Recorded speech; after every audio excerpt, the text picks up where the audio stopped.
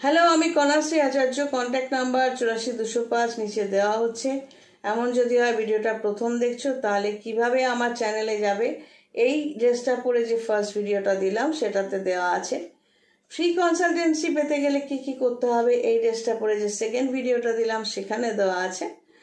আর এই ভিডিওটাতে হচ্ছে যে সাবজেক্টটা সেটা হলো যে যার যোগ্য নয় তা সত্ত্বেও যদি হঠাৎ করে পেয়ে যায় তাহলে কি কন্ডিশন আসে। তো ব্যাপারটা হচ্ছে, ধরো কারো কাছে টাকা পয়সা নেই, তো হঠাৎ করে সে লটারি কাটলো, হঠাৎ করে সে বেশ খানিকটা টাকার মুখ দেখলো। এটাকে আমি জ্যোতিষের আঙ্গিকে ফেলবো, চিন্তা করো না। এবারে স্বাভাবিকভাবেই তার কিছু বদনেশা হলো এবং তার পতন অবশ্যম্ভাবী। এবার দেখ, একটা ভালো জায়গা, আমিও তো সোনার চামচ মুখে নিয়ে জন্মেছিলাম তা নয়, লড়াই করে নিজের শিক্ষাগত যোগ্যতা অর্জন করতে হয়েছে, মাথা খাটাতে হয়েছে। প্রেম করার সময় পাইনি। আমার প্রেম কাহিনী বলে একটা ভিডিও আছে, দেখো যদি ভালো লাগে, কারণ ওগুলো আমার কাছে সবসময় ইউজলেস মনে হয়েছে। এটা হয় না। যখন একটা ছেলে এবং একটা মেয়ে দুজনেই কেউ এস্টাবলিশড নয়,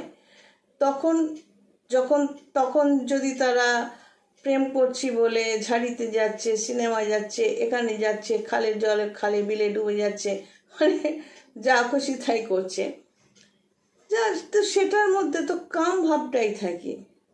সেটা কি সত্যি সবসময় 100% বিয়ে শাদী এবং তারপর সুন্দরভাবে লাইফটা কাটানো এগুলো হয়? মনে তো হয় না, তাহলে তো এত কেস পেতাম না। তো যাই হোক, পয়েন্টে চলে আসছি। যে অযোগ্য, এবার অযোগ্যতাটা কোন দিকে? তোমার শিক্ষাগত যোগ্যতা পাওনি, তার মানে তোমার ছকে তোমার 5th হাউসটা ড্যামেজ। তোমার মা বাবার সহযোগিতা পাওনি, তার মানে 4th হাউস আর 10th হাউসটা তোমার ড্যামেজ, ভালো নেই, স্ট্রেংথ নেই।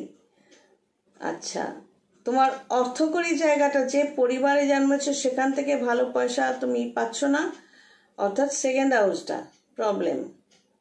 তুমি নিজে বড় হয়েছো কিন্তু কামাতে পারছো না, কোনো প্রফেশনাল জায়গায় পৌঁছতে পারোনি, 11th হাউসটা প্রবলেম। যাদের প্রবলেম নেই তার মানে এই হাউসগুলো তাদের স্ট্রেংথ দিচ্ছে। এবার এই এতগুলো প্রবলেম যখন হচ্ছে তোমার লাইফে, এটা আমাদের প্রত্যেকের ক্ষেত্রে যখন প্রবলেমটা আসে, মানে আগের জন্মে যে হঠাৎ করে মরে গেলাম, এবার সেই যে কর্মফলটা সেটা আমরাই, আমাদের অস্তিত্বগুলোই বয়ে নিয়ে আসছে। সেই অনুযায়ী সেই সময়ে আমরা প্রত্যেকে জন্মাচ্ছি। এইবার এইরকম নেগেটিভ কিছু সিচুয়েশনের মধ্যে জন্মালাম, এখানটা থেকে ওভারকাম করে উঠতে যদি পারি এবং নিজেকে এস্টাবলিশ করতে পারি, প্রতিষ্ঠিত করতে পারি, তার মানে আমার এই জন্মের যে কর্মটা মানে 10th হাউস, সেটা ঠিকঠাক আমি চালনা করলাম, সেই জন্য সফলতা বা সাকসেসটা পেলাম। কিন্তু যে অযোগ্য, মানে আগের জন্মের কর্মফলে এই জন্মে তার অনেক কিছুই নেগেটিভ এবং তার বর্তমান কর্মটা মানে 10th হাউসটাও নেগেটিভ, তখন স্বাভাবিকভাবেই এটা ক্লিয়ার জ্যোতিষের ছকে যে তার বৃহস্পতিটা মেনলি, শনি মেনলি খারাপ। তো বৃহস্পতির সাথে 2nd হাউসের কানেকশন, 11th হাউসের কানেকশন ডেফিনেটলি থাকবে, তখন তার আর্থিক অবস্থাটা ভালো থাকবে না। এবার যখন হঠাৎ করে সে লটারি জুয়া যেভাবেই হোক হঠাৎ করে সে টাকা পেল, হঠাৎ করে টাকা যখন আসে এইভাবে, সেটা রাহুর কানেকশানে হয়। বৃহস্পতি, শনি বা যে কোনো 2nd হাউসের লর্ড কোনোভাবেই হঠাৎ করে টাকা দেয় না, শুধুমাত্র রাহু দেয় আর কেতু দেয়। রাহু কেতুকে ঠিকঠাকভাবে সিস্টেমেটিক্যালি চালনা করতে পারলে, রাহু কেতু বসে থাকলে সে অনেক দূর যেতে পারে। আর যে রাহু কেতুর আন্ডারে চলে যায়, ওই যে বললাম হঠাৎ করে টাকা পেয়ে গেল, তখন রাহু কেতু তাকে চালনা করে। তো নিয়ম মানাটা তন্ত্রে একটা স্পেশাল ব্যাপার, এগুলো বুঝতে হবে। হঠাৎ করে টাকা তো তুমি পেলে, রাহু চলে এলো, কিন্তু তার মানে এবার রাহু তোমায় ড্রাইভ করার চেষ্টা করবে, চালনা করার চেষ্টা করবে। তুমি রাহুর আন্ডারে চলে গেলে, ওই হঠাৎ করে টাকাটা দিয়ে নেশাও করলে, এটা ওটা কিনলে, ওড়াতে শুরু করলে। তোমার নিজের, তোমাকে যে রাহু সুযোগটা দিল সেটা কন্ট্রোল করলে না, নিজের কর্মটাকে তুমি ঠিক করলে না। তুমি রাহুর আন্ডারে চলে গেলে। যে এই ম্যাটারটা বুঝে রাহুকে কন্ট্রোল করার চেষ্টা করে, সে ডেফিনেটলি একটা ভালো জায়গায় পৌঁছায়। আর যদি রাহুর আন্ডারে তুমি চলে যাও, তখন তোমার মন উসকুস করতে থাকবে কিভাবে এইভাবে ফাটকা পাওয়া যায় আবার, এবং আমি যা খুশি তাই করব। যেহেতু শুরুতে তোমার বৃহস্পতিটা খারাপ ছিল, তখন এই বৃহস্পতির সাথে রাহু কানেক্টেড হবেই হবে। তখন তোমার মধ্যে অহংকার চলে আসবে, আর অহংকার পতনের কারণ। লোভে পাপ, পাপে মৃত্যু। তো তখন বৃহস্পতি আরো নেগেটিভ হতে থাকবে, আর রাহু তোমাকে মিসগাইড করতে থাকবে। এই মিসগাইডের জন্য কি হবে, তুমি আস্তে আস্তে ফিনিশড হতে থাকবে।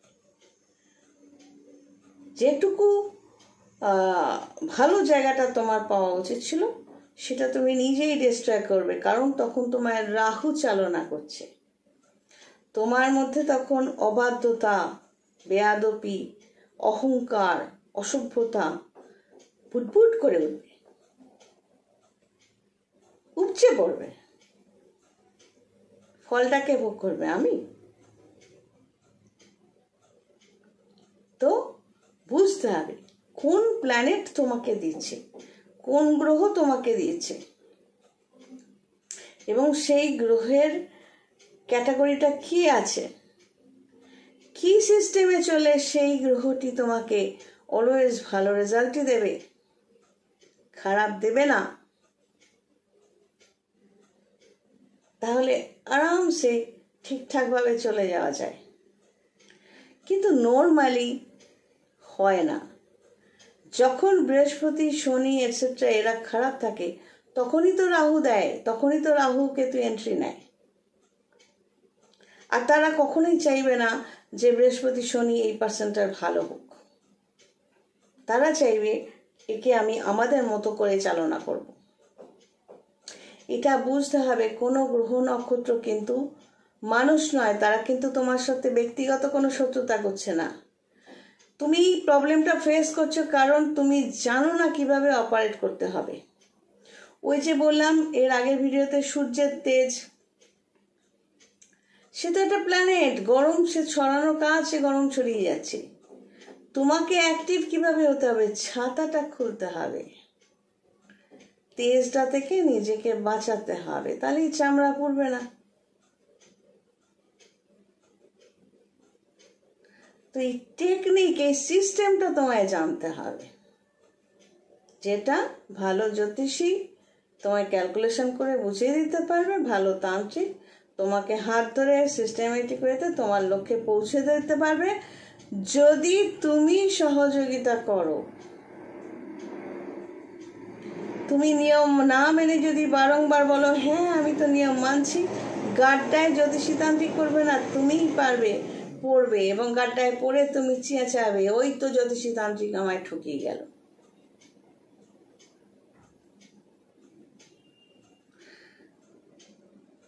চলো আজ এই পর্যন্ত। সবাই ভালো থেকো। God bless and take care.